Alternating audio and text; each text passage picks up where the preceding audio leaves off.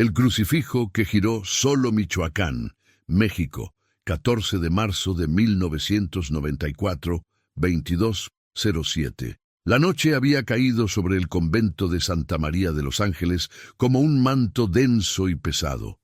Las calles empedradas del pueblo de San Andrés Tumbiscatío brillaban bajo la luz tenue de los faroles que el municipio había instalado apenas 2 años atrás, un lujo que aún maravillaba a los habitantes más ancianos.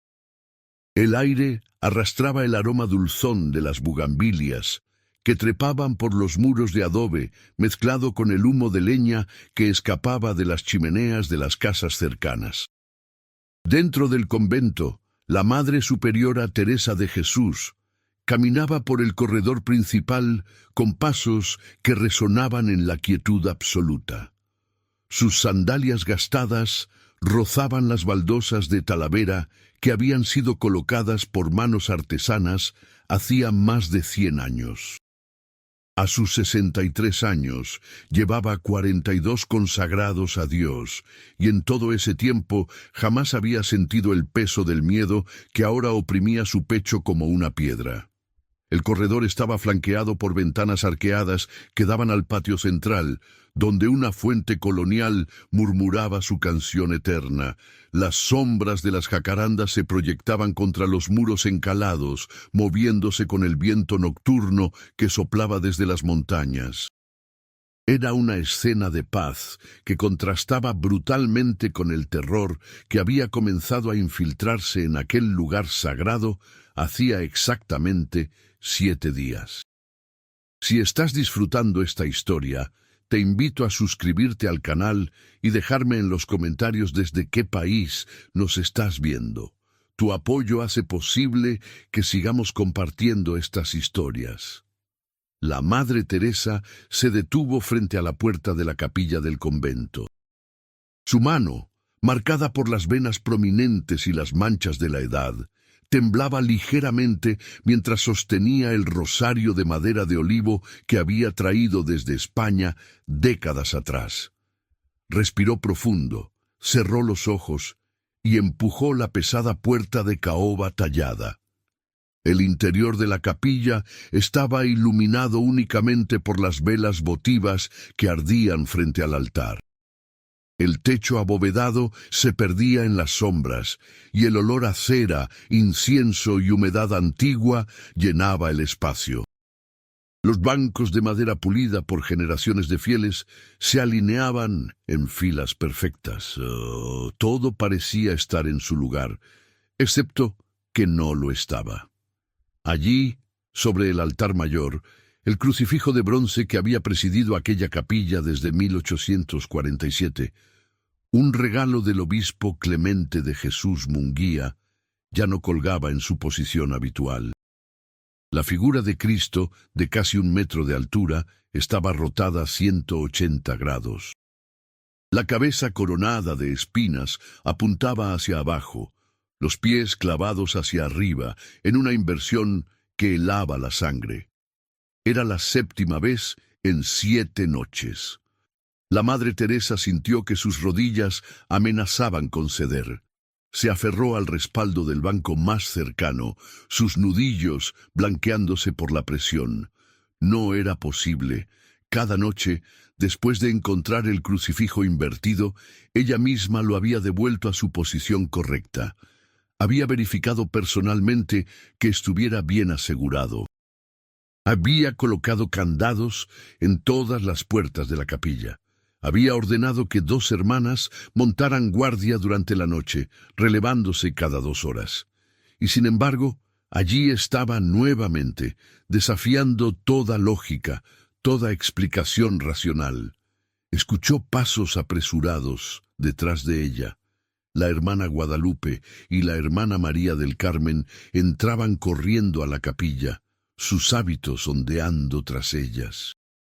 Guadalupe, apenas 24 años, con el rostro redondo y los ojos brillantes de lágrimas contenidas.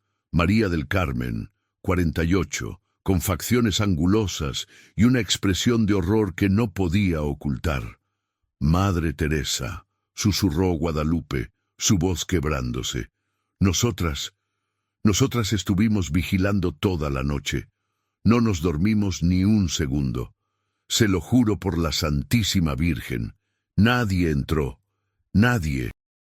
María del Carmen asentía vigorosamente, sus manos entrelazadas con tanta fuerza que los nudillos habían perdido el color. A las 9 de la noche verificamos que estuviera en su lugar correcto. A las 11, a la 1, a las 3 de la madrugada. Cada vez que lo revisamos, estaba bien. Hace apenas 20 minutos, cuando dieron las 10 de la noche en el campanario, entramos para la última verificación antes de la guardia nocturna y estaba así. Terminó la Madre Teresa, su voz sonando extrañamente calmada incluso para ella misma. El silencio que siguió estaba cargado de un terror que iba más allá de lo físico. Era un miedo que penetraba hasta la médula, que cuestionaba no solo lo que veían, sino la naturaleza misma de la realidad que habían conocido toda su vida. La hermana Guadalupe comenzó a sollozar quedamente. «¿Qué está pasando, madre? ¿Por qué?» Pero la Madre Teresa no tenía respuestas. Por primera vez en sus 4 décadas de vida religiosa, se encontraba completamente perdida, enfrentando algo que escapaba a su comprensión, a su fe, a todo lo que había creído saber sobre el mundo y lo divino.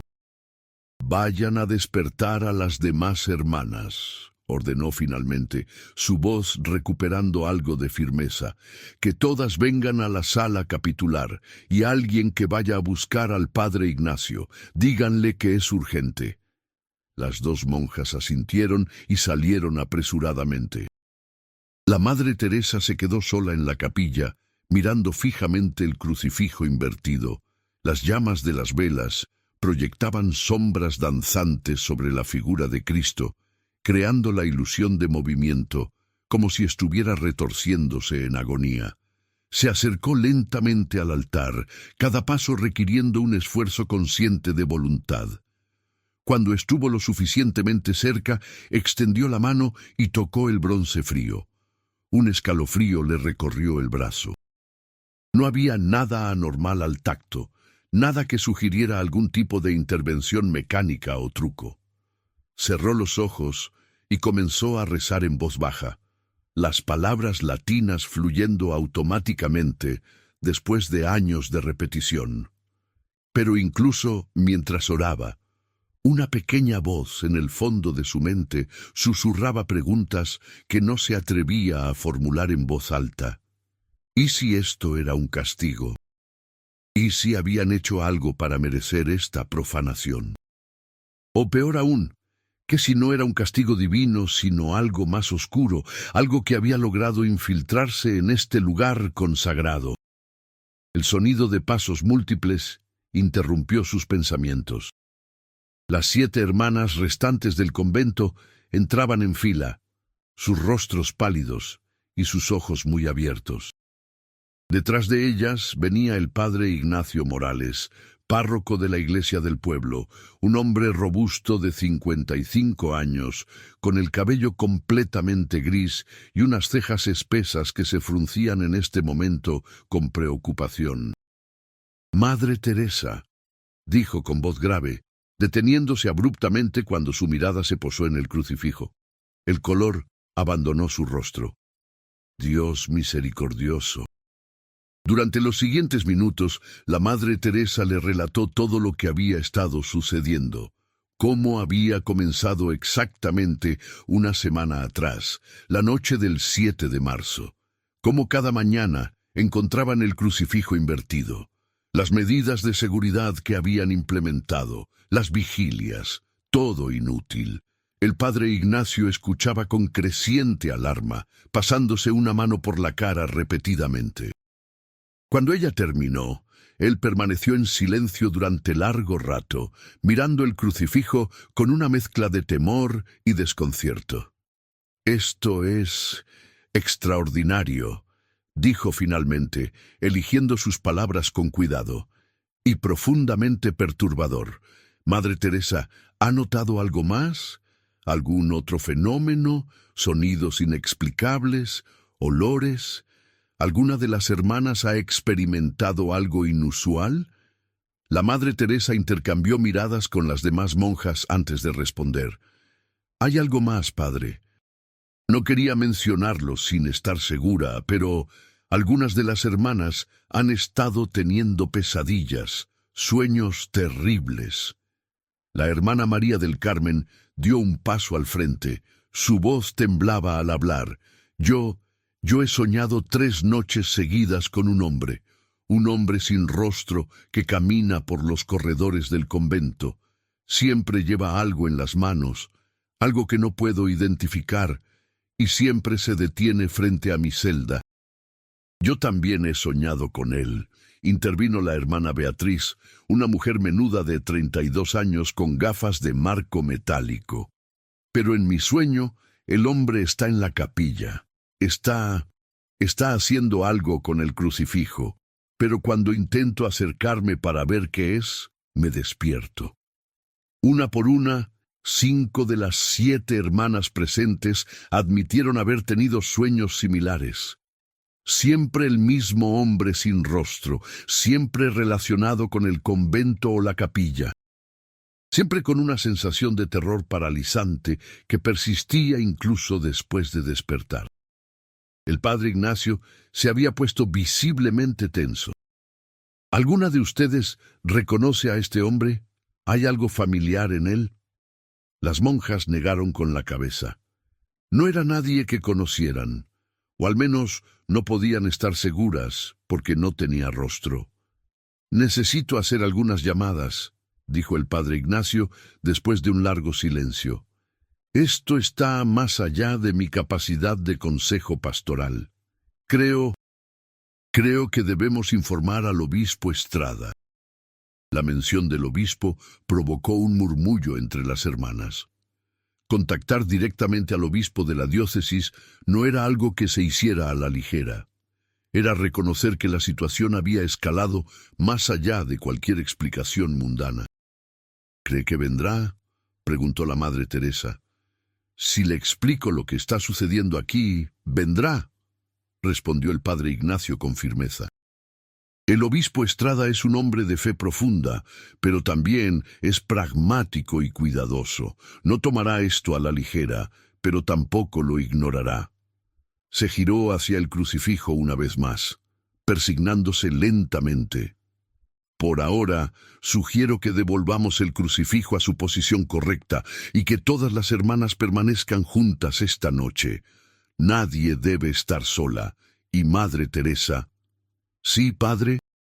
Comenzaré a hacer indagaciones discretas sobre la historia de este convento y de este crucifijo en particular. A veces, comprender el pasado puede arrojar luz sobre el presente. Lo que ninguno de ellos sabía en ese momento era que al excavar en el pasado, desenterrarían secretos que habían permanecido enterrados durante casi un siglo. Secretos que algunos habían creído que morirían con ellos. Secretos que ahora, inexplicablemente, estaban comenzando a filtrarse a través del velo del tiempo. Mientras el padre Ignacio se retiraba para hacer sus llamadas y las hermanas se congregaban en la sala capitular para pasar la noche juntas, la Madre Teresa volvió a quedarse sola brevemente en la capilla. Con esfuerzo considerable, descolgó el pesado crucifijo y lo giró de vuelta a su posición correcta. Pero cuando sus dedos rozaron la base del crucifijo, sintió algo que no había notado antes. Una pequeña irregularidad en el metal se inclinó más cerca, entornando los ojos en la luz tenue. Había una inscripción, tan pequeña que era casi imperceptible, grabada en la parte posterior de la base donde normalmente nadie miraría. Las letras estaban desgastadas por el tiempo, pero aún podía distinguirlas. Para mi amado hijo, que Dios perdone lo imperdonable. J.M.M. 1847. La Madre Teresa frunció el ceño. J.M.M. ¿Quién había sido? ¿Y qué significaba lo imperdonable? El crucifijo había sido un regalo del obispo Munguía. Eso estaba documentado en los archivos del convento. Pero esta inscripción sugería algo más personal, algo íntimo y perturbador. Acarició las letras con el dedo, sintiendo los surcos del metal. Una sensación de inquietud se instaló en su estómago. Había algo aquí, algo que habían pasado por alto durante más de un siglo, y ese algo estaba tratando de comunicarse ahora de la manera más perturbadora posible. Escuchó la voz de la hermana Guadalupe llamándola desde el corredor. Con un último vistazo al crucifijo, ahora en su posición correcta, la figura de Cristo mirando hacia abajo con expresión serena, la Madre Teresa apagó todas las velas excepto una y abandonó la capilla. Detrás de ella, en la oscuridad casi completa, la última vela parpadeó, y por un instante, solo un instante, la sombra del crucifijo en la pared pareció moverse independientemente del objeto que la proyectaba. La mañana del 15 de marzo amaneció gris y húmeda. Una neblina espesa se había instalado sobre San Andrés Tumbiscatío, reduciendo la visibilidad a apenas unos metros. El pueblo, con sus casas de adobe y techos de teja, parecía flotar en un mar de nubes bajas. En la cocina del convento, la hermana Rosa María, la más anciana de todas, con 81 años, preparaba café de olla en una olla de barro negro, mientras las demás hermanas se reunían alrededor de la larga mesa de madera. Ninguna había dormido bien. Incluso juntas en la sala capitular, el sueño había sido esquivo, y cuando finalmente llegaba, traía consigo imágenes perturbadoras. La Madre Teresa había pasado la mayor parte de la noche despierta, su mente dando vueltas alrededor de la inscripción que había descubierto. Al amanecer, había bajado a los archivos del convento en el sótano, un espacio frío y húmedo donde se guardaban décadas de documentos, libros de registro y correspondencia. Los archivos eran un caos organizado. Cajas de cartón deterioradas por la humedad se apilaban junto a baúles antiguos de madera. Estanterías torcidas sostenían libros con lomos de cuero agrietado. El olor a papel viejo y moho era abrumador. La Madre Teresa buscó los registros de 1847, el año grabado en el crucifijo. Los encontró en un libro de contabilidad con tapas de cuero marrón oscuro, las páginas amarillentas y quebradizas. Pasó los dedos por las entradas escritas con tinta descolorida, buscando cualquier mención del crucifijo o del obispo Munguía. Y allí estaba. Una entrada fechada el 23 de julio de 1847, recibido del Exmo. Obispo Clemente de Jesús Munguía, un crucifijo de bronce para la capilla mayor, donado en memoria del difunto Joaquín Manuel Munguía, hijo de su hermano. Que Dios acoja su alma. Madre Superiora Catalina del Sagrado Corazón. Joaquín Manuel Munguía, J.M.M., el hijo del hermano del obispo. ¿Pero qué le había sucedido y por qué el crucifijo llevaba esa extraña inscripción sobre perdonar lo imperdonable? Continuó buscando, ahora con una sensación creciente de urgencia. Encontró más referencias dispersas a lo largo de los meses siguientes. Aparentemente, la llegada del crucifijo había causado cierta controversia. Algunas hermanas habían expresado incomodidad, aunque las razones no estaban claramente especificadas. Una entrada de agosto de 1847 mencionaba que 3 monjas habían solicitado ser transferidas a otros conventos.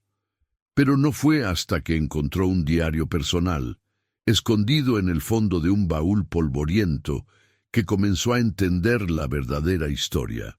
El diario pertenecía a la Madre Catalina del Sagrado Corazón, la Madre Superiora de 1847. Estaba escrito en una letra pequeña y apretada, como si la autora hubiera querido economizar papel o quizás ocultar sus palabras de miradas indiscretas. La Madre Teresa tuvo que entornar los ojos y acercar las páginas a la luz de la única bombilla que colgaba del techo del archivo. La primera entrada relevante estaba fechada el 1 de agosto de 1847. El obispo vino hoy personalmente. Está demacrado, envejecido más allá de lo que los pocos meses desde la última vez que lo vi justificarían. Habla poco de Joaquín, su sobrino, pero el dolor en sus ojos es inconfundible. Me entregó el crucifijo con manos temblorosas y me pidió, me suplicó, que lo colocáramos en un lugar de honor. Dice que es para la salvación del alma de su sobrino. No me atreví a preguntar de qué necesita ser salvado. La Madre Teresa sintió un escalofrío recorrer su espalda. Continuó leyendo, pasando las páginas con cuidado extremo. 15 de agosto de 1847. La hermana Josefina vino a mí esta mañana, pálida y temblorosa. Dice que tuvo un sueño terrible sobre el crucifijo. En su sueño veía a un joven colgado de él, no Cristo, sino un hombre de carne y hueso, retorciéndose en agonía. Intenté calmarla, asegurarle que eran solo los nervios, pero algo en su descripción me perturbó profundamente. 22 de agosto de 1847. Ahora son 4 las hermanas que han tenido sueños similares. Todas describen al mismo joven. La hermana Magdalena dice que en su sueño el joven le hablaba, le suplicaba ayuda, pero no podía escuchar sus palabras. Solo veía su boca moviéndose en silencio, sus ojos llenos de terror y remordimiento. Las manos de la Madre Teresa temblaban ahora. Las similitudes con lo que estaban experimentando en el presente eran imposibles de ignorar. Continuó leyendo, página tras página, mientras la historia se desarrollaba. 1 de septiembre de 1847. He tomado una decisión que puede costarme mi posición, pero no puedo permanecer en silencio. Envié una carta discreta al hermano del obispo, don Francisco Munguía, preguntando por las circunstancias de la muerte de su hijo Joaquín. Su respuesta llegó hoy. Está manchada de lágrimas y algunas palabras están tan borradas que apenas puedo leerlas. Lo que dice... Dios mío, lo que dice es horrible. La siguiente página contenía fragmentos de lo que parecía ser la carta de don Francisco, copiados por la madre Catalina. Mi hijo, mi pobre hijo.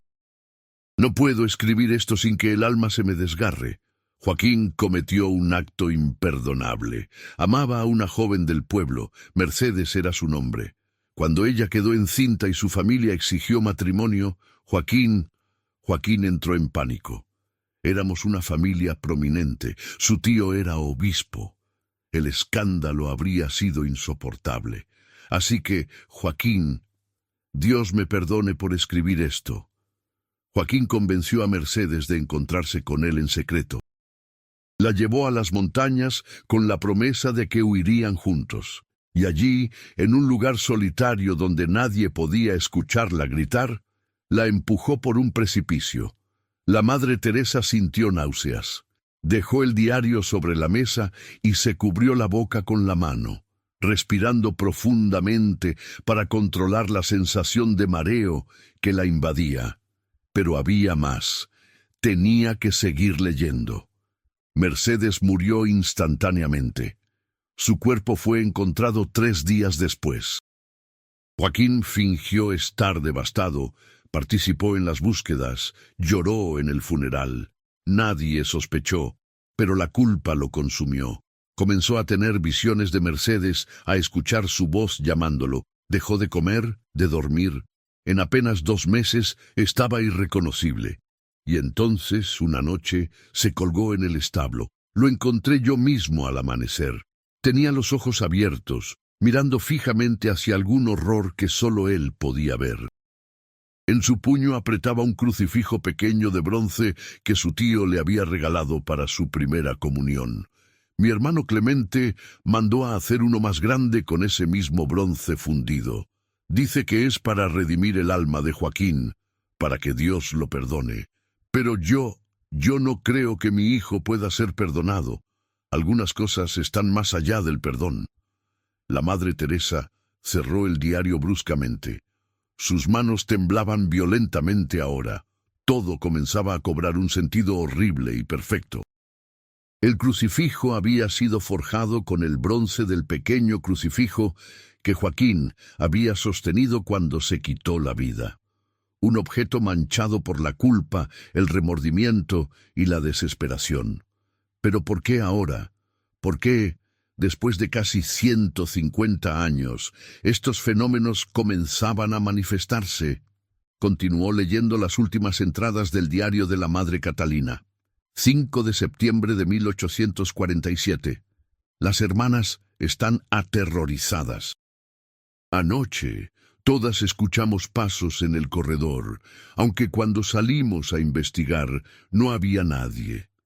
El crucifijo se cayó del altar por sí solo, aunque estaba firmemente asegurado.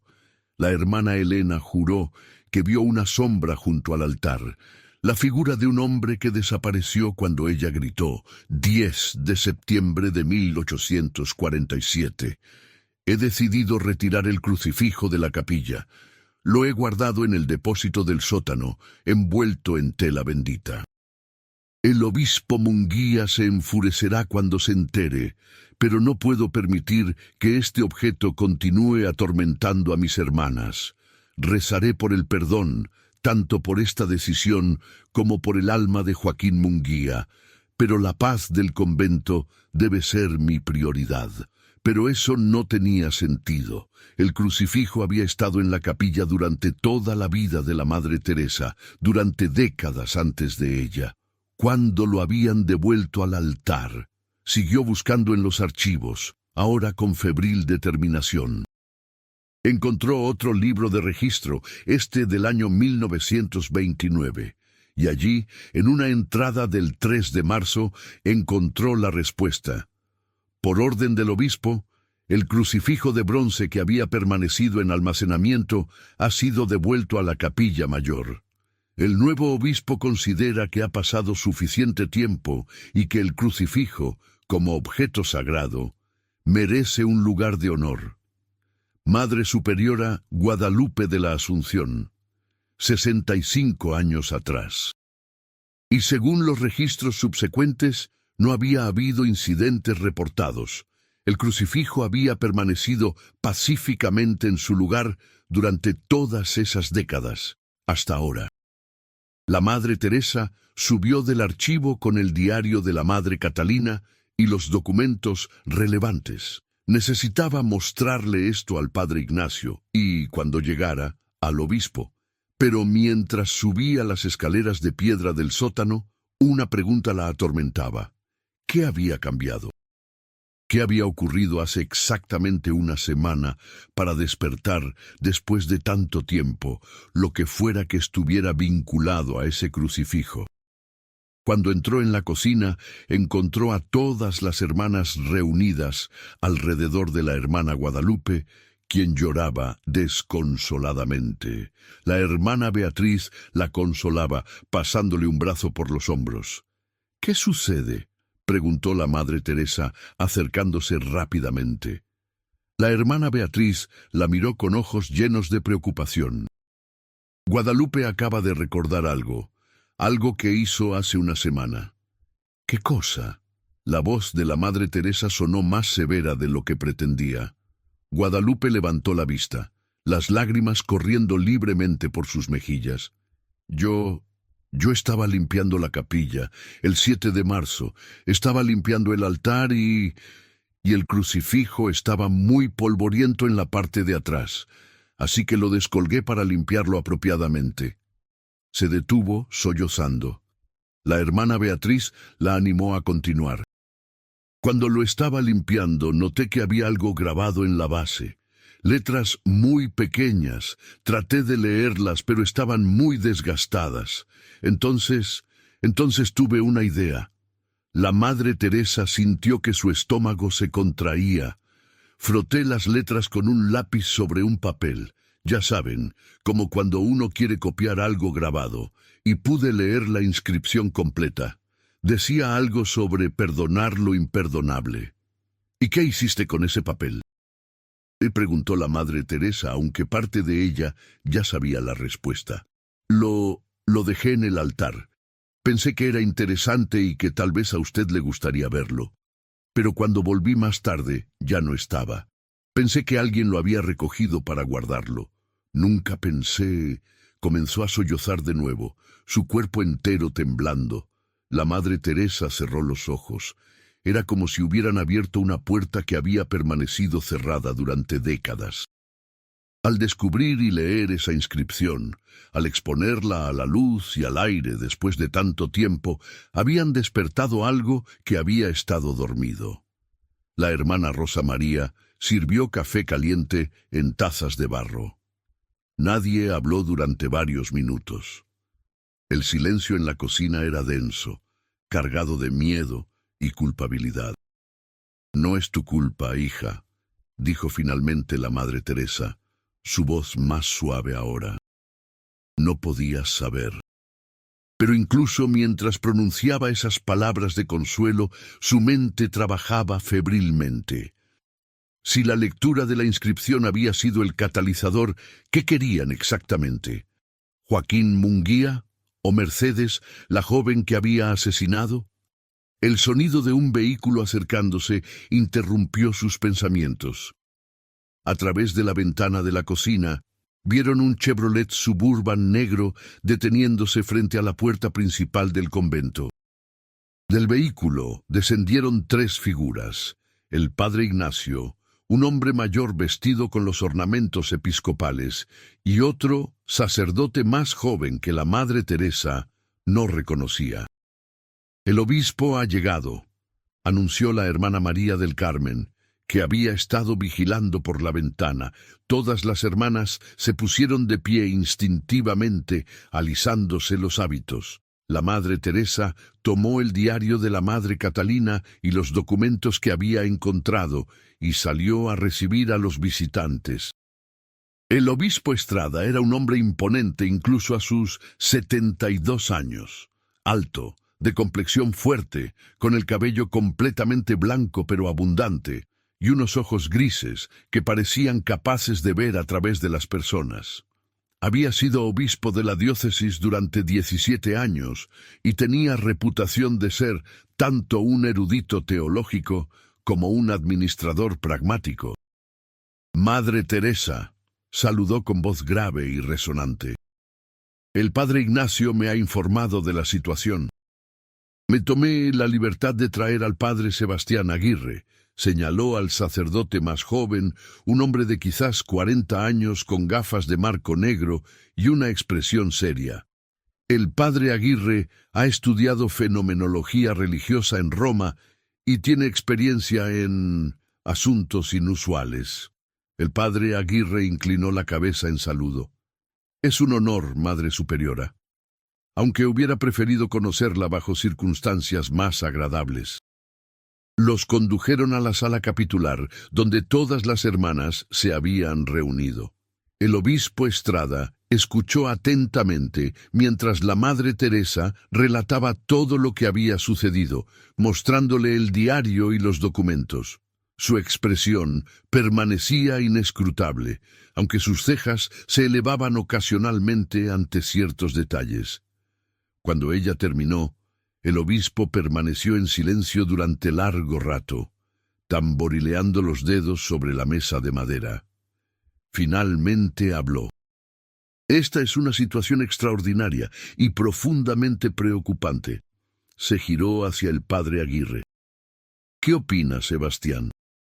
El padre Aguirre se había quitado las gafas y las limpiaba con un pañuelo mientras reflexionaba. Los fenómenos descritos son consistentes con lo que en la literatura se conoce como manifestaciones de trauma residual. No estamos necesariamente hablando de posesión demoníaca en el sentido tradicional, sino de una impresión energética, por así decirlo, dejada por eventos traumáticos intensos. Se volvió a colocar las gafas y miró directamente a la Madre Teresa. El hecho de que la inscripción fuera activada, por usar un término, al ser leída y expuesta, sugiere que había una intención consciente en su grabado. ¿Quién hizo esa inscripción? Presumiblemente el obispo Munguía o su hermano, pudo haber vinculado inconscientemente su dolor, su culpa y su súplica de perdón al objeto físico del crucifijo. Pero eso no explica por qué el crucifijo se invierte, objetó la hermana Beatriz tímidamente. ¿Qué significa esa inversión? El padre Aguirre intercambió una mirada con el obispo antes de responder. La inversión de símbolos religiosos tiene múltiples interpretaciones. Podría ser una manifestación de rechazo, una señal de que algo o alguien vinculado al crucifijo se siente indigno de estar en posición sagrada. ¿O qué?, presionó la Madre Teresa. O podría ser una petición de ayuda, una forma de llamar la atención hacia una injusticia no resuelta. Piénsenlo. Joaquín Munguía se quitó la vida, lo cual para la Iglesia es un pecado mortal. Pero lo hizo consumido por la culpa de haber asesinado a Mercedes. Su alma quedó atrapada entre la condenación por el asesinato y la condenación por el suicidio. Y Mercedes nunca recibió justicia. Su muerte fue catalogada como accidente. Nadie pagó por su asesinato. El silencio que siguió era tan denso que se podía sentir físicamente. Las hermanas se miraban entre sí con expresiones de horror y comprensión crecientes. El obispo Estrada se puso de pie y comenzó a caminar lentamente por la habitación, sus manos entrelazadas detrás de la espalda. Si lo que el padre Aguirre sugiere es correcto, entonces no enfrentamos simplemente un objeto maldito. Enfrentamos una deuda moral que ha permanecido sin pagar durante 150 años. Se detuvo y miró a la Madre Teresa. ¿Qué sabe sobre la joven Mercedes? ¿Hay algún registro de ella en los archivos del pueblo? No lo sé, Excelencia. No busqué información sobre ella específicamente. Solo estaba tratando de entender el origen del crucifijo. Entonces, esa debe ser nuestra próxima tarea.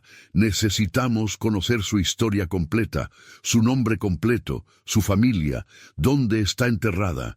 Si vamos a buscar una resolución a esto, necesitamos honrar su memoria apropiadamente. El padre Ignacio carraspeó. Yo puedo investigar en los archivos parroquiales. Si ella recibió un funeral católico, debe haber un registro. Excelente, hágalo de inmediato. El obispo se giró hacia las hermanas reunidas. Mientras tanto, ninguna de ustedes debe estar sola en ningún momento. Vayan en parejas a todas partes, incluso al baño, y bajo ninguna circunstancia alguien debe entrar sola a la capilla. ¿Y el crucifijo, Excelencia?, preguntó la Madre Teresa. Debemos retirarlo como hizo la Madre Catalina en 1847. El obispo consideró esto durante largo rato antes de responder. No. Creo que retirarlo ahora solo empeoraría las cosas. Lo que sea que esté tratando de comunicarse ya ha sido despertado. Esconderlo no servirá de nada. Pero, miró al padre Aguirre, creo que deberíamos realizar una bendición especial. Una consagración renovada del espacio. El padre Aguirre asintió. Estoy de acuerdo.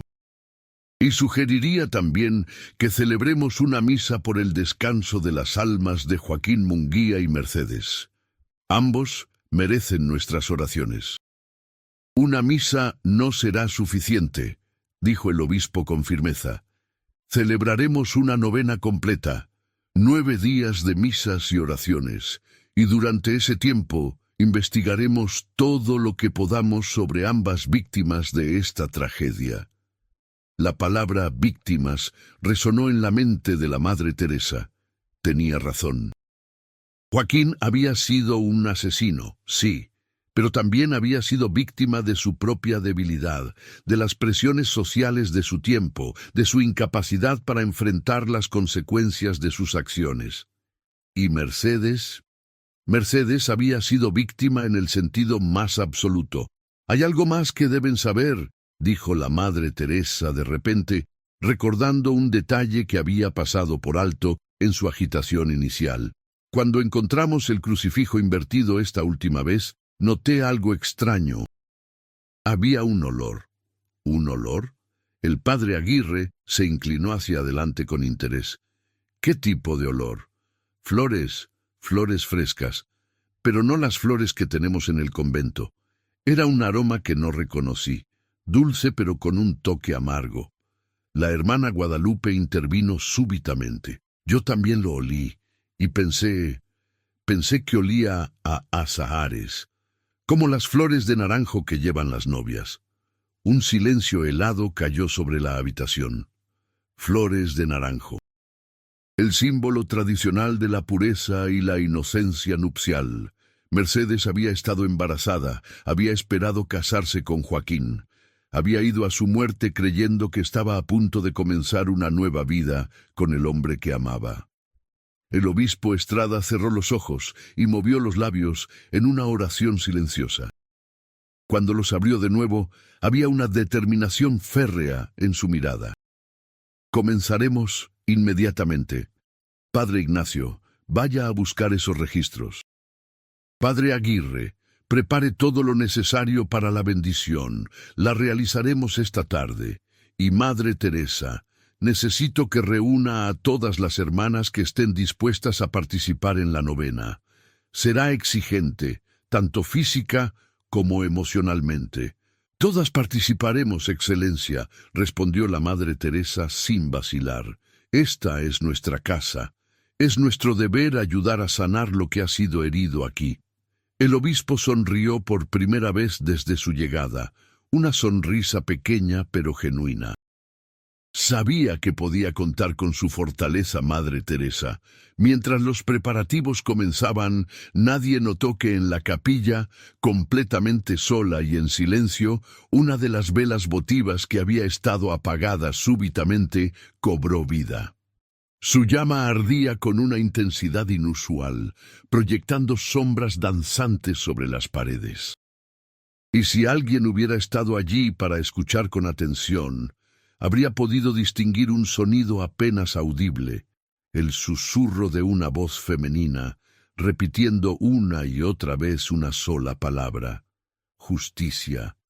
El padre Ignacio regresó a media tarde con noticias que confirmaban los peores temores de todos. Había encontrado el registro de Mercedes en los archivos parroquiales, y la historia que había desenterrado era aún más trágica de lo que habían imaginado. Mercedes Dolores Campos Ruiz. Nacida el 12 de octubre de 1827, hija de don Teodoro Campos, un comerciante modesto pero respetable, y doña Soledad Ruiz de Campos. Mercedes había sido, según las descripciones en las cartas y documentos de la época, una joven excepcional, inteligente, hermosa, piadosa y bondadosa. Había conocido a Joaquín Munguía en la iglesia, durante las celebraciones de Semana Santa de 1846. Él había quedado inmediatamente cautivado por ella. Pero la familia Munguía, prominente y con conexiones eclesiásticas, consideraba que Mercedes estaba por debajo de su estatus social. Cuando Joaquín expresó su deseo de cortejarla formalmente, su padre se opuso tajantemente, así que se habían visto en secreto durante meses, y lo inevitable sucedió. Cuando Mercedes descubrió que estaba embarazada, confió en Joaquín. Él le prometió que hablaría con su familia, que lo arreglaría todo. Pero cuando finalmente reunió el valor para confesarle la situación a su padre, don Francisco Munguía reaccionó con furia. El escándalo arruinaría a la familia. El tío obispo quedaría en ridículo. Era impensable. Le dio a Joaquín dos opciones: repudiar a Mercedes y negar toda responsabilidad, o ser desheredado y excomulgado. Joaquín, débil y aterrorizado, eligió un tercer camino, uno que destruiría a ambos. El 28 de junio de 1847, Mercedes desapareció. Su madre reportó que había salido temprano en la mañana diciendo que tenía que encontrarse con alguien importante. No regresó. La búsqueda comenzó de inmediato, pero en la vasta extensión de las montañas de Michoacán, encontrar a una persona perdida era como buscar una aguja en un pajar. 3 días después, un pastor encontró su cuerpo al pie de un acantilado conocido como el Salto del Diablo. Las autoridades concluyeron que había sido un accidente trágico. Mercedes debía haber estado caminando por el sendero estrecho y resbalado, pero doña Soledad, su madre, nunca aceptó esa explicación. Según una carta que el padre Ignacio había encontrado, ella había confrontado a Joaquín públicamente, acusándolo de ser responsable de la muerte de su hija. Pero sin pruebas y contra una familia tan poderosa, sus acusaciones fueron desestimadas como el delirio de una madre destrozada por el dolor. Mercedes fue enterrada en el cementerio del pueblo. Su madre insistió en que se colocara una lápida que dijera: Mercedes Campos, amada hija, traicionada por la maldad de los hombres. 1827-1847. La familia Munguía, escandalizada por la inscripción, ofreció pagar por una nueva lápida. Doña Soledad rechazó el dinero y amenazó con armar un escándalo aún mayor si intentaban cambiar la lápida. Al final se llegó a un compromiso. La lápida se quedó, pero el cementerio donde estaba ubicada fue relegado y eventualmente abandonado cuando se construyó uno nuevo en las afueras del pueblo en 1903. El antiguo cementerio todavía existe, explicó el padre Ignacio, mientras todas las hermanas, el obispo y el padre Aguirre escuchaban con atención creciente. Está completamente abandonado ahora, invadido por la maleza, pero fui allí esta mañana. Encontré la tumba de Mercedes. Hizo una pausa, su voz temblando ligeramente. La lápida sigue allí, agrietada y cubierta de musgo, pero todavía legible, y frente a ella había flores frescas, azahares. El impacto de esta revelación fue como un golpe físico. La hermana Guadalupe jadeó audiblemente. La hermana María del Carmen se santiguó repetidamente. «¿Flores frescas?», repitió el padre Aguirre. «¿Está seguro de que eran recientes?». «Completísimo. No tenían más de unas horas. Todavía estaban húmedas con rocío, y no hay naranjos silvestres en esa área. Alguien tuvo que haberlas llevado allí intencionalmente». «¿O algo?», murmuró la hermana Beatriz, tan bajo que apenas era audible. El obispo Estrada se frotó la frente, un gesto de cansancio que parecía llevar el peso de siglos. «Esto es más complejo de lo que pensaba. No es solo el remordimiento de Joaquín lo que estamos enfrentando. Es la injusticia no resuelta contra Mercedes. Ella nunca recibió justicia. Su nombre nunca fue vindicado, y su hijo, no nacido». Se interrumpió, pero todos entendieron lo que no dijo.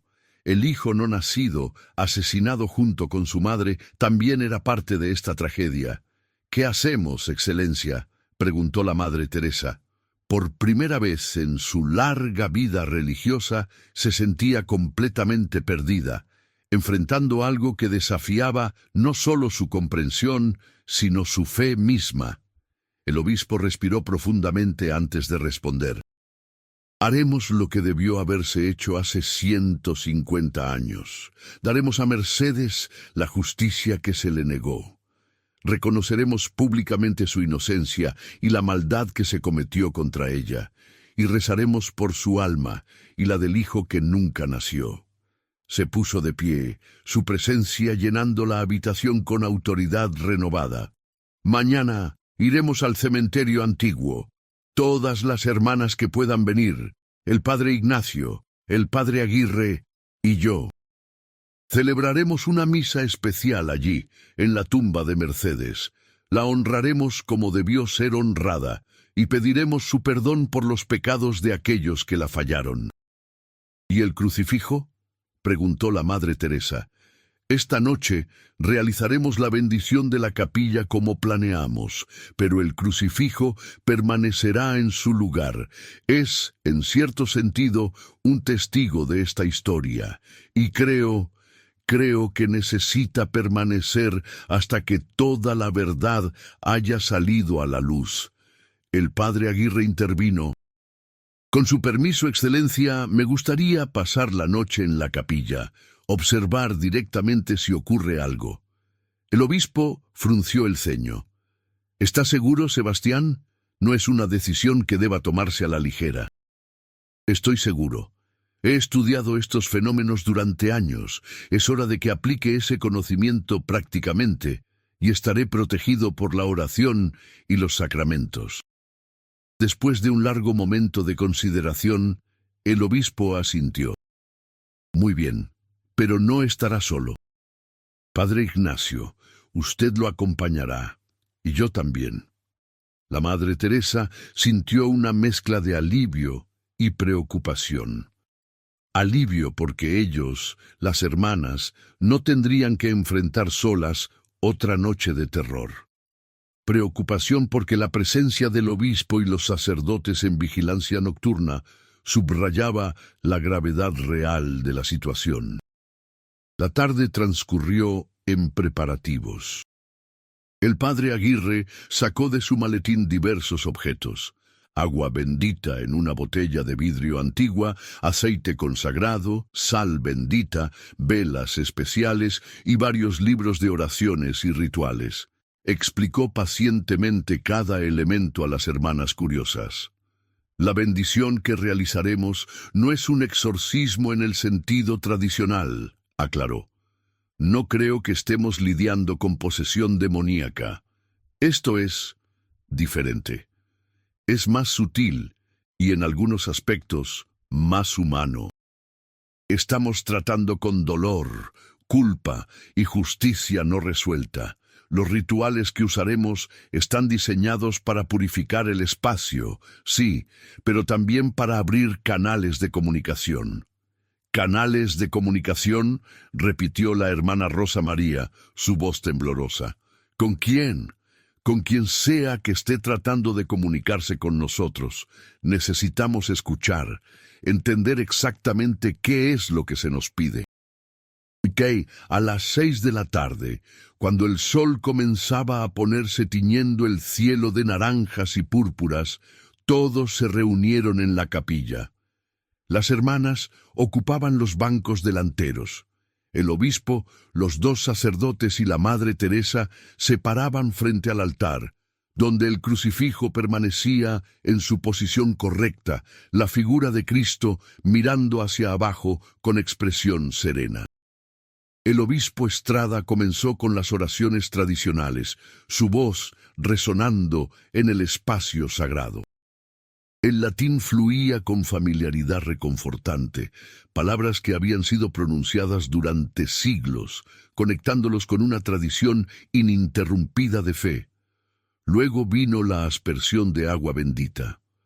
El obispo recorrió toda la capilla, rociando cada rincón, cada superficie, mientras el padre Ignacio balanceaba el incensario, llenando el aire con el aroma penetrante del incienso de mirra. El padre Aguirre trazó cruces con el aceite consagrado en los umbrales, en las ventanas, en el altar mismo. Su voz era firme mientras recitaba oraciones de protección y purificación. Durante todo el proceso, que duró casi 2 horas, el crucifijo permaneció inmóvil. Algunas de las hermanas habían temido secretamente que durante la bendición ocurriera algo dramático, alguna manifestación violenta, pero no hubo nada, solo paz, solo el ritmo constante de las oraciones y rituales. Cuando finalmente terminaron, el obispo se giró hacia las hermanas reunidas. Su rostro brillaba con sudor por el esfuerzo, pero sus ojos mostraban satisfacción. El espacio ha sido consagrado nuevamente. Lo que sea que habite aquí ahora sabe que no estamos aquí como enemigos, sino como servidores de la justicia y la misericordia. Ahora debemos esperar. Las hermanas fueron despedidas a sus celdas con instrucciones de descansar. La mayoría dudaba que pudieran dormir, pero al menos estarían seguras juntas en sus habitaciones. La Madre Teresa, sin embargo, no podía irse. Sentía que su lugar estaba allí, con el obispo y los sacerdotes, enfrentando lo que viniera. «Madre Teresa», dijo el obispo suavemente, «no tiene que quedarse. Esta vigilia puede ser...» «Con todo respeto, Excelencia, este es mi convento. Estas son mis hermanas. Si hay peligro, mi lugar es aquí». El obispo estudió su rostro durante un largo momento. Luego asintió. «Muy bien. Su fe y coraje son admirables». Colocaron sillas en semicírculo frente al altar. El padre Aguirre instaló varias velas gruesas alrededor de la capilla, explicando que la luz ayudaría a mantener la atmósfera espiritualmente clara. También colocó un crucifijo pequeño de plata en el suelo frente al altar, formando un círculo de sal bendita a su alrededor. «Es una medida de precaución», explicó. «Si hay manifestaciones, este círculo nos protegerá». Las primeras horas pasaron en silencio contemplativo. El obispo rezaba en voz baja, moviendo los labios sobre su rosario. El padre Ignacio leía de un libro de oraciones, la luz de las velas haciendo que su rostro pareciera esculpido en cera. El padre Aguirre tomaba notas ocasionalmente en un cuaderno pequeño, documentando cada detalle. La Madre Teresa simplemente observaba el crucifijo, estudiando cada detalle de la figura de bronce. Cristo en agonía, su cabeza inclinada, la corona de espinas, las heridas en manos y pies. Era una representación hermosa del sufrimiento redentor. Pero ahora, conociendo la historia del objeto, veía también el dolor humano incrustado en el metal, el dolor de Joaquín, consumido por la culpa, el dolor de su familia, destrozada por la vergüenza, y sobre todo, el dolor de Mercedes, traicionada y asesinada por el hombre que había amado. El reloj de la torre marcó las 11 de la noche, luego la medianoche, luego la 1 de la madrugada. Nada sucedía. El padre Aguirre comenzaba a cabecear, luchando contra el sueño. El padre Ignacio bostezaba detrás de su libro. Incluso el obispo parecía estar perdiendo su concentración intensa. Fue la Madre Teresa quien lo notó primero. La temperatura había comenzado a descender.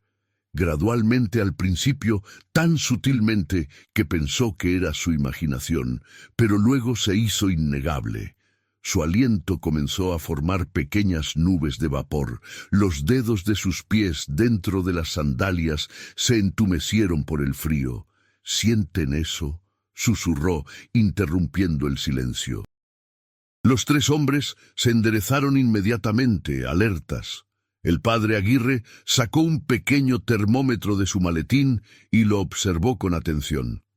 «La temperatura ha bajado casi 15 grados en los últimos 5 minutos», reportó, su voz tensa. «Y sigue descendiendo». El obispo se puso de pie, mirando alrededor de la capilla.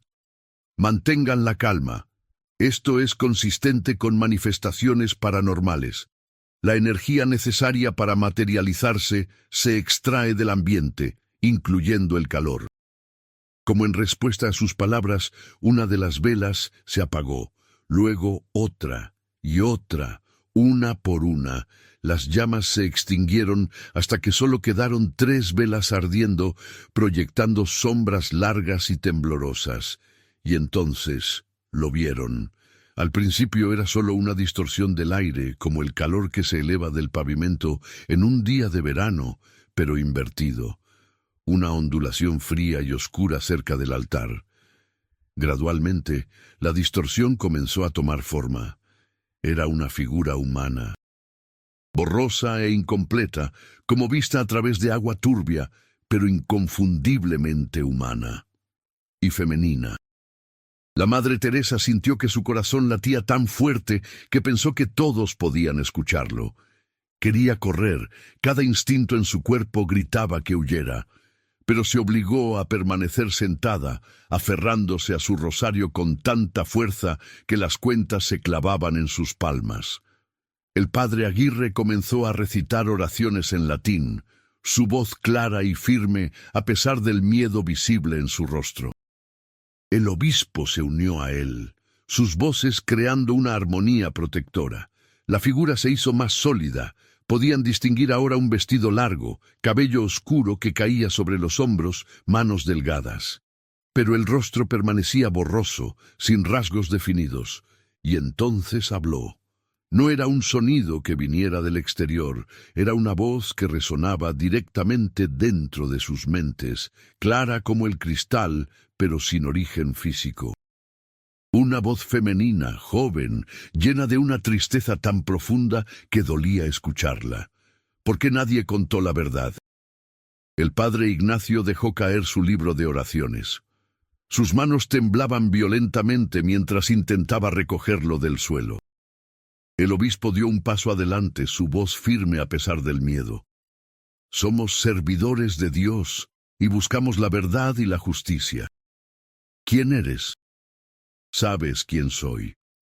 Mi nombre está escrito en piedra, pero mi historia fue enterrada con mi cuerpo. Mercedes, susurró la Madre Teresa, las lágrimas comenzando a correr por sus mejillas. Eres Mercedes. La figura pareció volverse hacia ella, y aunque no tenía ojos visibles, la Madre Teresa sintió que la miraba directamente. Me prometió amor, me prometió un futuro. Me llevó a las montañas diciéndome que huiríamos juntos, y cuando estuvimos solos, cuando le hablé de nuestros planes, de los nombres que podríamos darle a nuestro hijo, él cambió. Su rostro se volvió frío. Y me dijo que era un error, que nunca podríamos estar juntos, que su familia nunca lo permitiría. La voz se quebró, y el sonido de ese dolor incorpóreo era más desgarrador que cualquier llanto físico. Le rogué. Le dije que no importaba, que podíamos irnos lejos, comenzar de nuevo, pero él solo negaba con la cabeza. Y entonces me empujó. Lo último que vi fue su rostro mirándome mientras caía. No mostraba tristeza, solo alivio. El padre Aguirre tenía lágrimas corriendo por sus mejillas. El padre Ignacio sollozaba abiertamente.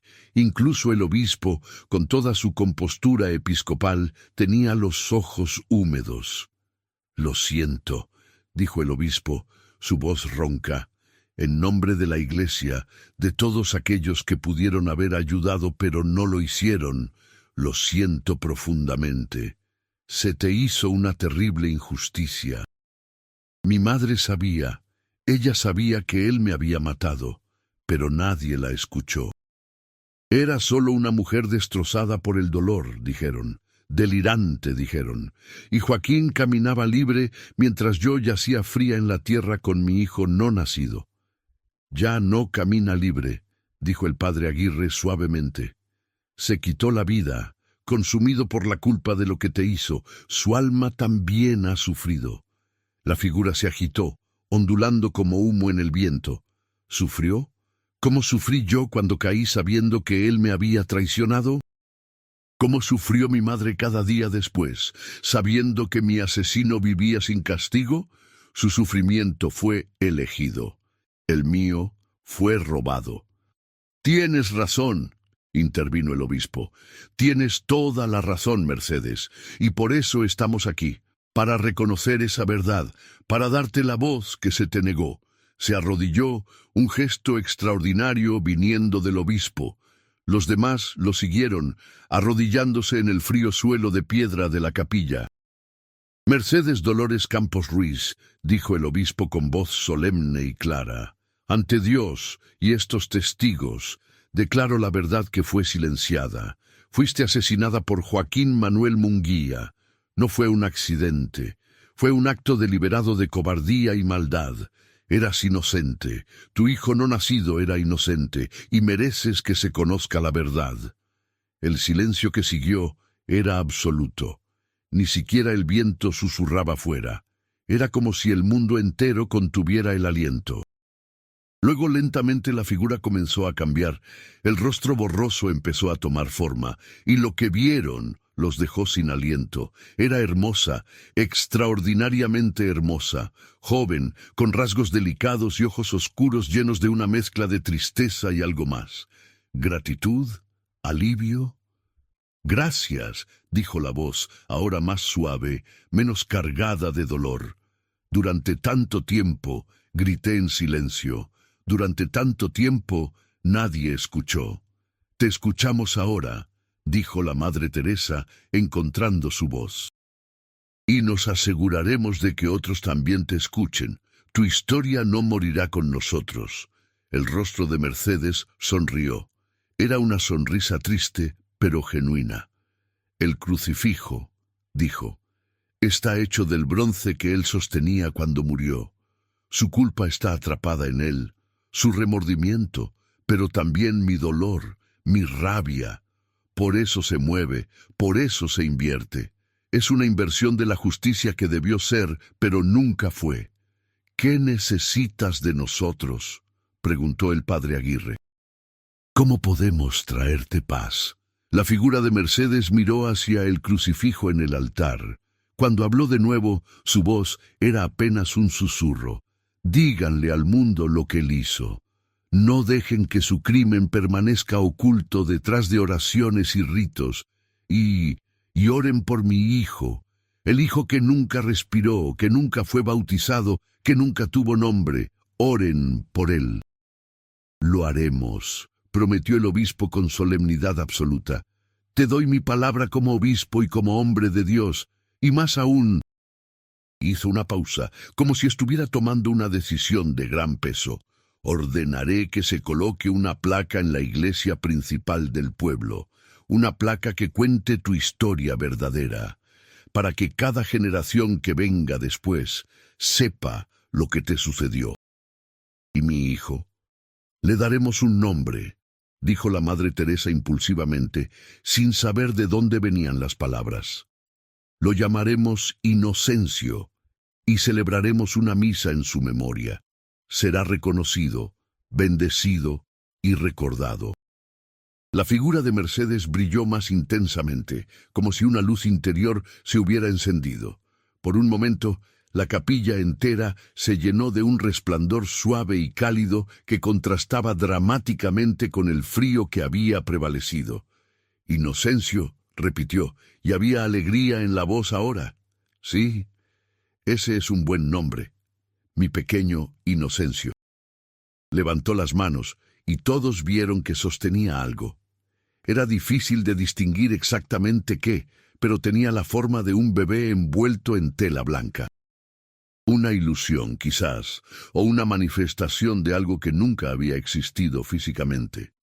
Pero para Mercedes, en ese momento, era real. «Puedo descansar ahora», dijo suavemente. «Puedo dejar de gritar. Gracias. Gracias por escuchar cuando nadie más lo hizo».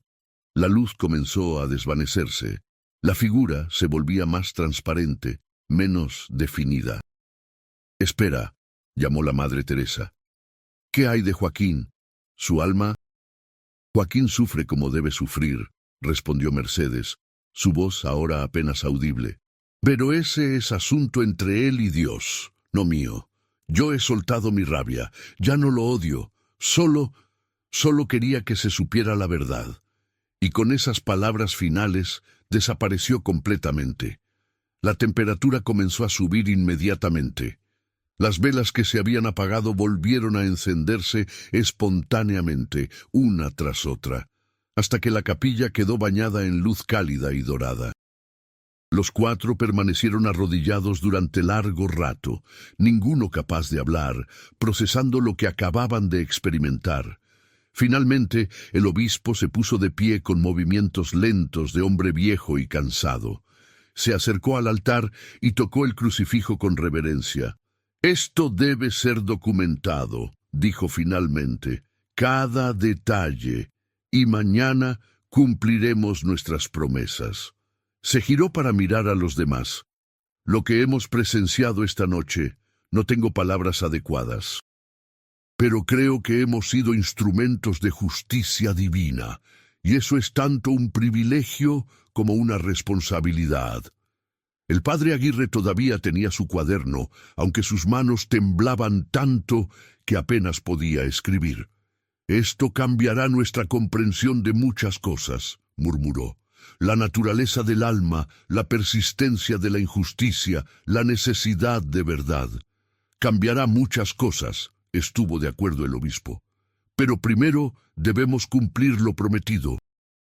Se volvieron hacia el crucifijo, y todos notaron al mismo tiempo algo extraordinario. La inscripción en la base, que había estado oculta y desgastada durante tanto tiempo, ahora brillaba como si hubiera sido recién grabada. Las letras eran claras, legibles incluso desde la distancia, pero había algo más. Debajo de la inscripción original había aparecido una nueva línea de texto, en letras que parecían estar formadas por la misma luz que había emanado de Mercedes. Inocencio Campos, hijo amado, ahora en brazos de Dios. La Madre Teresa sollozó, cubriéndose la boca con las manos. El padre Ignacio se santiguó repetidamente. El padre Aguirre simplemente miraba, sus ojos muy abiertos detrás de sus gafas. El obispo sonrió, una sonrisa de profunda satisfacción mezclada con asombro reverente. Ella ha encontrado paz, y su hijo ha sido reconocido al fin. Esa noche, por primera vez en una semana, nadie en el convento tuvo pesadillas. Las hermanas durmieron profundamente, reparadoramente, y en la capilla el crucifijo permaneció en su posición correcta, inmóvil y sereno. Cuando el sol salió sobre San Andrés Tumbiscatío la mañana del 16 de marzo de 1994, traía consigo la promesa de justicia finalmente cumplida y verdad finalmente reconocida. Pero la historia aún no había terminado, porque reconocer la verdad era solo el primer paso. Ahora venía la tarea más difícil, hacer que esa verdad se conociera, enfrentar las resistencias que inevitablemente surgirían y asegurarse de que Mercedes Dolores Campos Ruiz y su hijo Inocencio nunca fueran olvidados. Y en los días que seguirían descubrirían que algunas verdades, una vez liberadas, tienen el poder de transformar no solo el pasado, sino también el presente y el futuro. La mañana del 16 de marzo amaneció clara y fresca. El obispo había enviado palabra al pueblo de que se celebraría una misa especial en el cementerio antiguo a las 10 de la mañana. La noticia se había propagado rápidamente, generando curiosidad y especulación. ¿Por qué el obispo mismo celebraría una misa en un cementerio abandonado? ¿Y por qué específicamente ese cementerio, que no se había usado en casi un siglo? A las 9:30, una procesión inusual partió del convento. El obispo Estrada encabezaba, vestido con sus ornamentos completos. Detrás de él venían el padre Ignacio y el padre Aguirre, seguidos por las hermanas del convento en doble fila. La Madre Teresa caminaba directamente detrás del obispo, llevando un ramo de azahares frescos que habían conseguido de un huerto cercano. Detrás de ellas venían los habitantes del pueblo. Al principio eran solo unos pocos curiosos, pero a medida que la procesión avanzaba por las calles empedradas, más y más personas se unían. Ancianos que recordaban vagamente historias sobre el cementerio viejo, jóvenes intrigados por el misterio, familias completas atraídas por la solemnidad del momento. Para cuando llegaron al cementerio antiguo, había más de 200 personas siguiendo la procesión. El cementerio estaba exactamente como el padre Ignacio lo había descrito, completamente invadido por la maleza, con lápidas inclinadas y agrietadas emergiendo entre la hierba alta y los arbustos. Árboles que habían crecido sin control proyectaban sombras densas sobre las tumbas olvidadas. El lugar tenía un aire de abandono melancólico, como si el tiempo mismo se hubiera detenido allí. Pero habían trabajado durante la madrugada. Un grupo de voluntarios, coordinados discretamente por el padre Ignacio, había limpiado un camino hasta la tumba de Mercedes y había despejado el área alrededor de ella. La lápida, aunque todavía agrietada y cubierta de musgo en partes, era ahora claramente visible. Mercedes Campos, amada hija, traicionada por la maldad de los hombres. 1827-1847. Un murmullo recorrió la multitud cuando leyeron la inscripción. Muchos nunca la habían visto antes. La historia había sido olvidada, enterrada junto con Mercedes misma. El obispo se detuvo frente a la tumba y se volvió para enfrentar a la multitud reunida. Su voz, cuando habló, resonó con autoridad y emoción contenida. Hermanos y hermanas, nos hemos reunido aquí hoy para hacer justicia.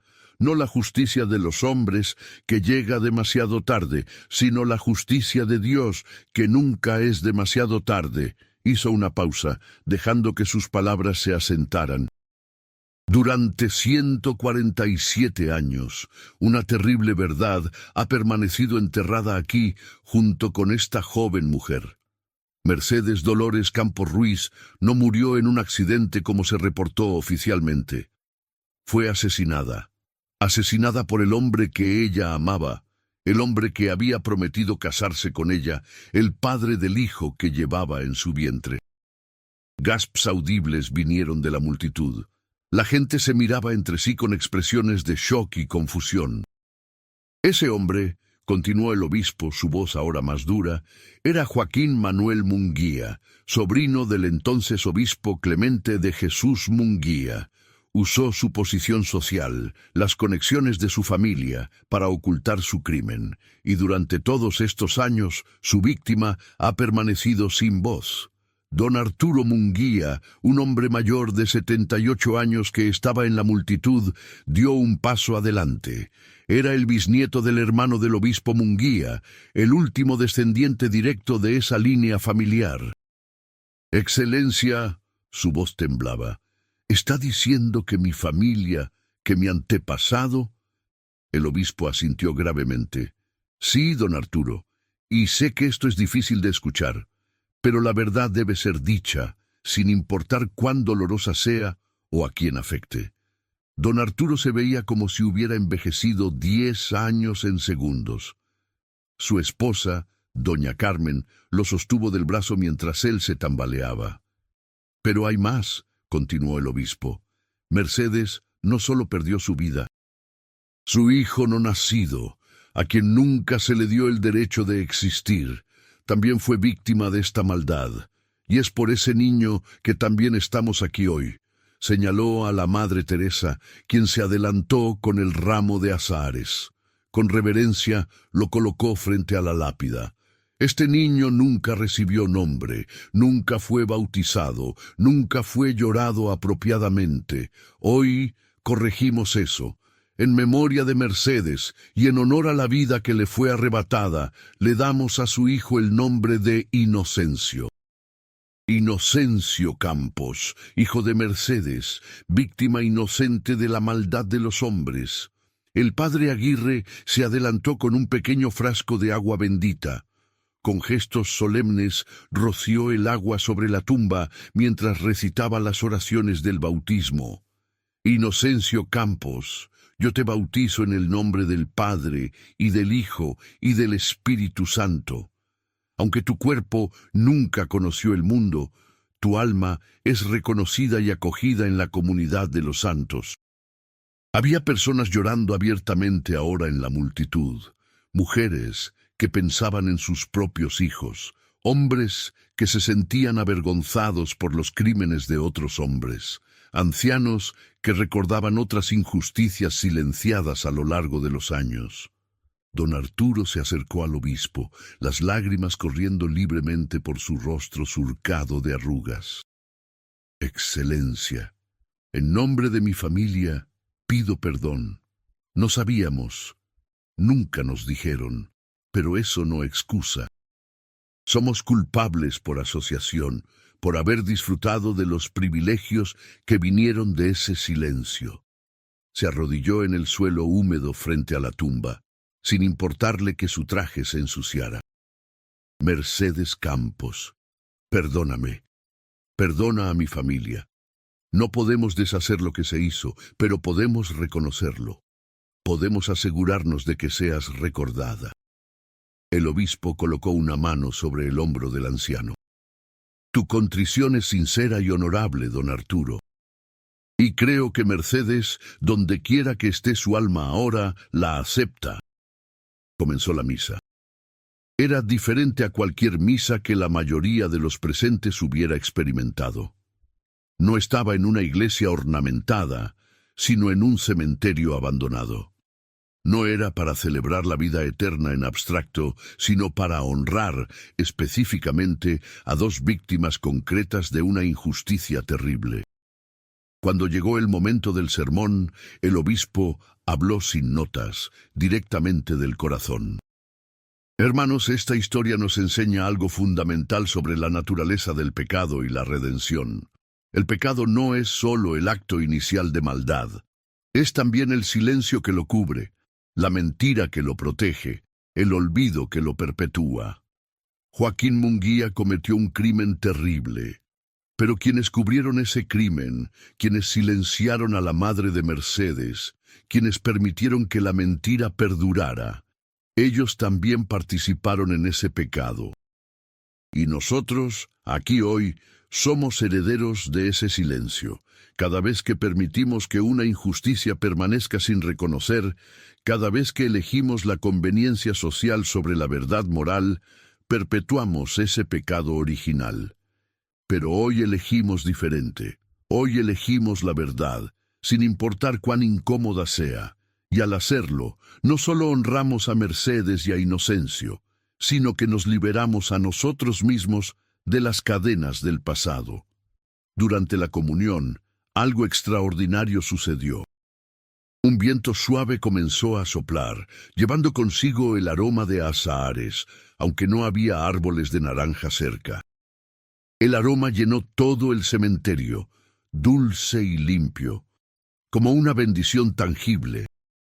La hermana Guadalupe, quien había sido la primera en oler ese aroma en la capilla, sonrió a través de sus lágrimas. «Ella está aquí», susurró a la hermana Beatriz. «Mercedes está aquí y está en paz». Cuando la misa terminó, el obispo hizo un anuncio final. «He ordenado que se erija un monumento en la plaza principal del pueblo. Llevará los nombres de Mercedes Dolores Campos Ruiz e Inocencio Campos. Contará su historia verdadera. Y cada año, en esta fecha, celebraremos una misa en su memoria, para que nunca olvidemos lo que sucede cuando el silencio reemplaza a la justicia». Luego se volvió hacia don Arturo, quien todavía estaba arrodillado junto a la tumba. «Don Arturo, su familia ha cargado con esta vergüenza sin saberlo durante generaciones. ¿Estaría dispuesto a participar en la construcción de ese monumento? No como castigo, sino como acto de sanación». Don Arturo levantó la vista, sus ojos rojos pero determinados. «Más que dispuesto, Excelencia. Yo mismo financiaré el monumento completo. Y si me lo permite, me gustaría que la inscripción incluya también una disculpa de la familia Munguía, una disculpa pública y permanente». El obispo asintió con aprobación. Eso sería apropiado y honorable. La multitud comenzó a dispersarse lentamente, pero muchos se quedaron para dejar flores en la tumba de Mercedes. Azahares, si los tenían, otras flores, si no. En cuestión de una hora, la tumba que había estado abandonada y olvidada durante décadas estaba cubierta de color y fragancia. Doña Carmen, la esposa de don Arturo, se acercó a la Madre Teresa. «Madre, ¿podría decirme cómo descubrieron la verdad después de tanto tiempo?» La Madre Teresa consideró cuidadosamente su respuesta. Había acordado con el obispo que no revelarían todos los detalles de lo que había ocurrido en el convento. Algunas cosas eran demasiado extraordinarias, demasiado difíciles de explicar. Digamos que Mercedes encontró una manera de hacer que su voz fuera escuchada, respondió finalmente, y tuvimos la gracia de escuchar. Los días siguientes fueron un torbellino de actividad. El obispo había convocado a periodistas de todo Michoacán para una conferencia de prensa. La historia se propagó rápidamente, no solo localmente, sino nacionalmente. Los titulares variaban desde sensacionalistas hasta reverentes, pero todos contaban la historia básica. Una injusticia de 147 años finalmente había sido reconocida. La reacción fue mixta. Algunos alabaron al obispo por su coraje al exponer los pecados del pasado, incluso cuando involucraban a figuras eclesiásticas. Otros lo criticaron por manchar la reputación de un obispo difunto que no podía defenderse, pero el obispo Estrada permanecía firme. En una entrevista televisiva que se volvió viral, declaró: «La Iglesia debe ser la primera en reconocer sus fallos, no la última. Si no podemos decir la verdad sobre nuestro propio pasado, ¿cómo podemos esperar guiar a otros hacia la verdad?». En el convento, la vida había vuelto a una normalidad cautelosa. El crucifijo permanecía en su lugar en la capilla, pero ya no causaba terror. La inscripción visible que mencionaba a Inocencio permanecía, un recordatorio constante, pero ahora reconfortante, de que la justicia había sido servida. Las hermanas ya no tenían pesadillas. Los pasos fantasmales habían cesado.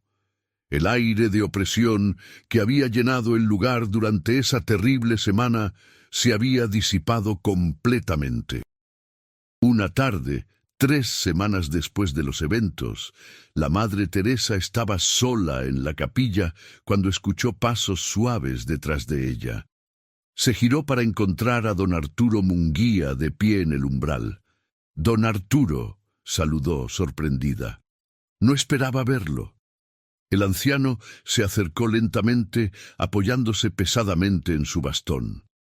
Parecía haber envejecido aún más en las últimas semanas, pero había algo diferente en sus ojos, una paz que no había estado allí antes. «Madre Teresa, he venido a mostrarle algo». Sacó de su bolsillo un sobre amarillento. «Encontré esto anoche mientras revisaba documentos viejos de la familia. Es una carta que Joaquín escribió antes de quitarse la vida». Con manos temblorosas sacó varias hojas de papel frágil y amarillento, cubiertas con una escritura apretada y desesperada. «¿Puedo leerle una parte?». La Madre Teresa asintió, sentándose en uno de los bancos. Don Arturo se sentó a su lado y comenzó a leer, su voz quebrándose ocasionalmente. «No puedo seguir viviendo con lo que he hecho. Cada noche veo su rostro, la expresión de incredulidad cuando la empujé, el momento de comprensión antes de caer. Escucho sus gritos, aunque sé que murió en silencio. Mi familia dice que hice lo correcto, que protegí nuestro honor. Pero ¿qué honor hay en el asesinato? ¿Qué honor en matar a la mujer que me amaba y al hijo que llevaba? He intentado rezar, pero siento que Dios ha apartado su rostro de mí. ¿Cómo podría no hacerlo? He cometido lo imperdonable. No hay absolución para lo que he hecho. Mercedes, si hay alguna manera de que puedas escucharme desde donde estés, te lo ruego, perdóname. Sé que no lo merezco. Sé que lo que hice es más allá del perdón, pero aún así te lo pido. Y a mi hijo no nacido, a quien nunca conoceré, a quien arrebaté la oportunidad de vida, también te pido perdón. Si hay justicia en el universo, mi alma pagará eternamente por lo que les hice. Mi tío el obispo dice que Dios perdona todo si hay verdadero arrepentimiento. Pero ¿cómo puedo arrepentirme verdaderamente cuando mi cobardía es tan grande que ni siquiera puedo confesar públicamente lo que hice? Incluso ahora, incluso escribiendo esto en privado, no tengo el coraje de decir la verdad en voz alta. Así que elijo el único camino que me queda. No es valiente, no es honorable. Pero quizás, en mi muerte, al menos dejaré de hacer más daño. Don Arturo dejó de leer, las lágrimas corriendo libremente. La carta continúa, pero es más de lo mismo. Remordimiento, culpa, autoflagelación, pero nunca ni una vez la voluntad de hacer lo correcto, confesar públicamente. Se giró para mirar el crucifijo en el altar. Por eso mi ancestro mandó a hacer ese crucifijo, no para honrar a Joaquín, sino como una especie de prisión para su culpa. Una forma de mantenerla contenida, controlada. Pero la culpa, Madre Teresa, no puede ser contenida para siempre. Eventualmente debe ser reconocida o consumirá todo a su alrededor. La Madre Teresa colocó una mano gentil sobre el brazo del anciano. Su familia ya no carga con esa culpa, don Arturo. Al reconocerla públicamente, al pedir perdón, la han liberado. Y Mercedes ha perdonado. Yo lo sé. ¿Cómo puede estar segura? Ella sonrió suavemente. Porque el crucifijo ya no se mueve. Porque ya no hay pesadillas, porque la paz ha vuelto a este lugar. Esas son las señales del perdón. Don Arturo permaneció en silencio durante largo rato, mirando el crucifijo. Finalmente habló, su voz apenas un susurro. Anoche soñé con ella, con Mercedes. No era un sueño aterrador. Ella estaba de pie en un campo de flores de naranjo, sosteniendo a un bebé. Me sonrió, y sentí que me decía que todo estaba bien ahora, que podía dejar ir la vergüenza. Entonces, déjela ir, dijo la Madre Teresa suavemente. Han pagado la deuda de su familia al exponer la verdad. Ahora todos pueden sanar. El monumento fue inaugurado el 14 de junio de 1994, exactamente 3 meses después de que el crucifijo se invirtiera por primera vez. Era una estructura simple pero elegante de mármol blanco, erigida en el centro de la plaza principal de San Andrés Tumbiscatío. En un lado, grabados con letras de oro, estaban los nombres Mercedes Dolores Campos Ruiz, 1827-1847, Inocencio Campos, hijo amado. Debajo, una inscripción más larga contaba su historia sin adornos ni evasiones, la verdad simple y terrible de lo que les había sucedido. Y en el otro lado del monumento, otra inscripción. La familia Munguía reconoce la terrible injusticia cometida contra Mercedes Campos e Inocencio Campos por nuestro ancestro Joaquín Manuel Munguía. Pedimos perdón. Que esta verdad, tan largamente silenciada, ahora proclamada, sirva como recordatorio eterno de que ningún privilegio, ninguna posición social, ninguna conexión puede justificar el silencio ante la injusticia. Que nunca más el honor falso reemplace a la verdad. La ceremonia de inauguración atrajo a cientos de personas. Don Arturo Munguía leyó la inscripción en voz alta, su voz firme a pesar de las lágrimas. Cuando terminó, se arrodilló frente al monumento y colocó un ramo de azahares a sus pies. La Madre Teresa y las hermanas del convento también estaban presentes, de pie en silencio respetuoso, mientras el obispo bendecía el monumento. Pero hubo otra presencia allí también. Varios de los asistentes reportaron después haber visto a una joven mujer desconocida de pie al borde de la multitud, sosteniendo a un bebé. Vestía de blanco y sonreía. Cuando trataron de acercarse a ella, descubrieron que había desaparecido. Una niña pequeña, de apenas 6 años, le dijo a su madre, «Mamá, esa señora bonita me sonrió, y el bebé también. Se veían tan felices». En el convento, el crucifijo seguía en su lugar en la capilla, pero algo había cambiado sutilmente. Donde antes había transmitido una sensación de peso, de dolor atrapado, ahora irradiaba paz. Los visitantes que venían a ver el famoso crucifijo, porque la historia se había propagado ampliamente, reportaban sentirse reconfortados en su presencia, no perturbados. La inscripción visible sobre Inocencio Campos permanecía, aunque los expertos que la examinaban no podían explicar cómo había aparecido. El metal mostraba el mismo desgaste que el resto del crucifijo, como si hubiera estado allí desde el principio. Pero todos sabían que no había estado. Era uno de varios misterios que permanecerían sin explicación completa. 5 años después, en marzo de 1999, la Madre Teresa estaba de pie en el cementerio antiguo. Ya no estaba abandonado.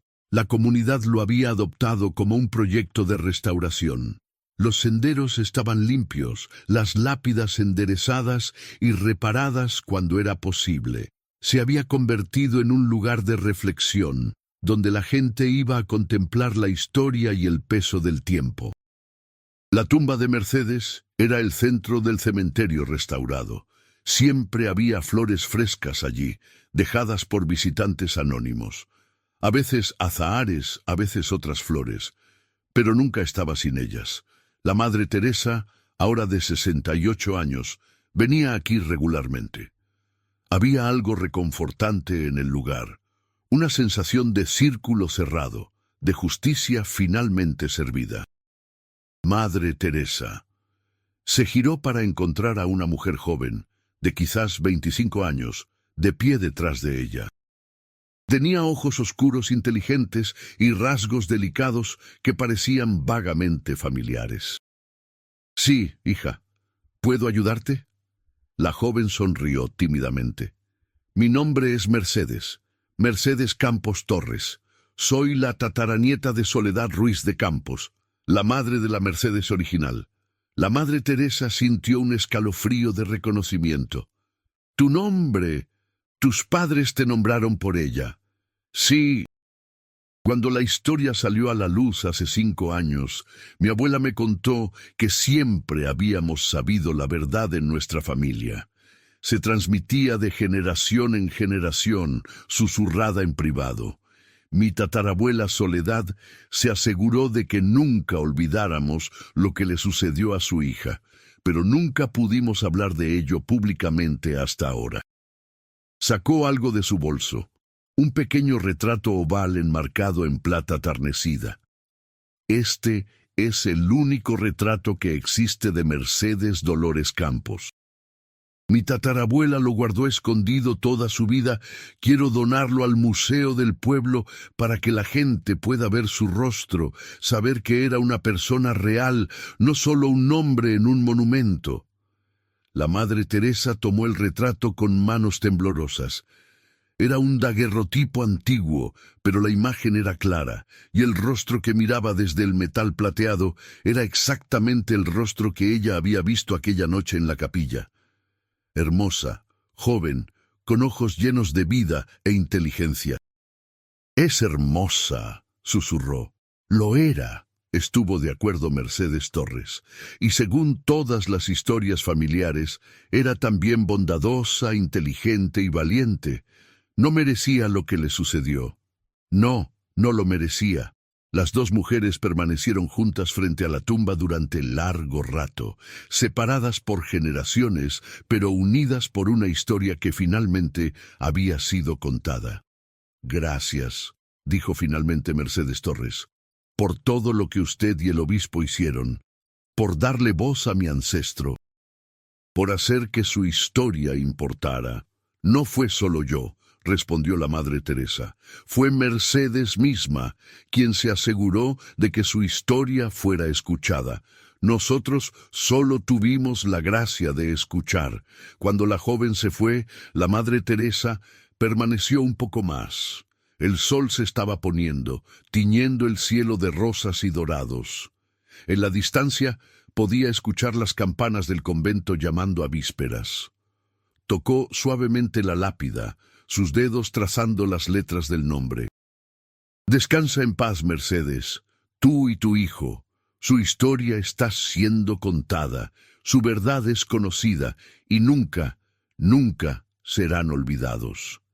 Un viento suave sopló a través del cementerio, llevando consigo el aroma familiar de azahares, y la Madre Teresa sonrió, sabiendo que Mercedes había escuchado. Epílogo San Andrés, Tumbiscatío, Michoacán, octubre 24, 2025. El padre Miguel Contreras, joven párroco de 32 años recién asignado a San Andrés Tumbiscatío, caminaba por la plaza con su sobrino de 8 años, Diego, quien visitaba durante las vacaciones escolares. «Tío, ¿qué es eso?», preguntó Diego señalando el monumento de mármol blanco en el centro de la plaza. «Es un monumento muy especial», respondió el padre Miguel, llevando al niño más cerca. «Cuenta una historia importante sobre la verdad y la justicia». Leyó la inscripción en voz alta para el niño, adaptando el lenguaje cuando era necesario para que lo entendiera. Diego escuchaba con los ojos muy abiertos, fascinado y un poco asustado. «Eso es muy triste, tío. ¿Por qué ese hombre hizo algo tan malo? A veces las personas toman decisiones terribles por miedo o cobardía. Pero lo importante es lo que sucedió después». La verdad salió a la luz, incluso después de mucho, mucho tiempo. ¿Y la señora Mercedes está feliz ahora? El padre Miguel sonrió. «Creo que sí, Diego. Creo que está en paz». Un anciano que pasaba por allí se detuvo al escuchar su conversación. Era don Arturo Munguía, ahora de 87 años, su paso lento pero todavía firme. «Padre Miguel», saludó con una sonrisa. «Veo que le está contando a su sobrino nuestra historia. Don Arturo, qué placer verlo». Sí, Diego estaba curioso sobre el monumento. Don Arturo se arrodilló con dificultad para estar al nivel del niño. «Es una historia importante, joven.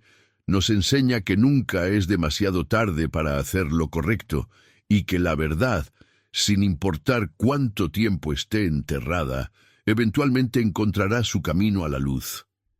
Señaló hacia el cementerio restaurado, visible en la colina. «¿Ves ese lugar allá arriba? Cada año, en marzo, toda la comunidad va allí para honrar la memoria de Mercedes e Inocencio, y lo haremos para siempre, para que nunca olvidemos». Diego asintió solemnemente, sintiendo el peso de la historia incluso a su corta edad. Esa noche, después de que Diego se durmiera, el padre Miguel fue al convento a visitar a la hermana Guadalupe, ahora Madre Superiora, después de que la Madre Teresa falleciera pacíficamente en su sueño en 2010, a la edad de 79 años. «Madre Guadalupe, le conté a mi sobrino sobre Mercedes hoy». La anciana monja sonrió. Su rostro mostraba las líneas de 75 años bien vividos, pero sus ojos mantenían el brillo de alguien que había presenciado algo extraordinario. «Es bueno. Las nuevas generaciones deben conocer la historia. Es parte de quienes somos ahora como comunidad». Se levantó y lo guió a la capilla. El crucifijo seguía en su lugar, inmutable, sereno. «¿Sabe, padre Miguel? Han pasado 31 años desde aquellos eventos, y no ha habido ni un solo incidente desde entonces. El crucifijo permanece quieto. No hay pesadillas, no hay apariciones, solo paz». «Porque la justicia fue servida», observó el padre Miguel. «Exactamente. Mercedes obtuvo lo que necesitaba, verdad, reconocimiento y perdón. Y al recibirlo, nos dio algo también. Nos dio una lección sobre el poder de la verdad y el costo del silencio». Permanecieron juntos en la capilla mientras la noche se profundizaba afuera, y si escuchaban muy atentamente, en el silencio entre oraciones, podían imaginar que escuchaban algo. El eco distante de una risa joven, el arrullo de un bebé, el susurro de viento entre flores de naranjo. Mercedes y su hijo, finalmente juntos, finalmente en paz, finalmente libres. Y en el cementerio en la colina, bajo la luz plateada de la luna llena, dos figuras translúcidas caminaban entre las tumbas restauradas. Una mujer joven, en vestido blanco, sosteniendo a un bebé que brillaba con su propia luz suave. Se detenían ocasionalmente, tocando lápidas con ternura, como bendiciendo a otros que yacían allí en descanso eterno. No eran fantasmas en el sentido aterrador. Eran algo más, memorias preservadas, amor que persistía más allá de la muerte, justicia que había trascendido el tiempo mismo. Y cuando la primera luz del amanecer comenzó a tocar el horizonte, se desvanecieron como rocío bajo el sol naciente, dejando atrás solo el aroma de azahares y una sensación de paz profunda que llenaba todo el cementerio. La historia de Mercedes Dolores Campos Ruiz e Inocencio Campos había terminado, pero su legado continuaría para siempre, un recordatorio permanente de que la verdad, sin importar cuánto tiempo sea suprimida, eventualmente encontrará su voz. Y que el amor, incluso el amor truncado por la violencia, puede perdurar más allá de la muerte misma, transformándose en algo eterno y hermoso.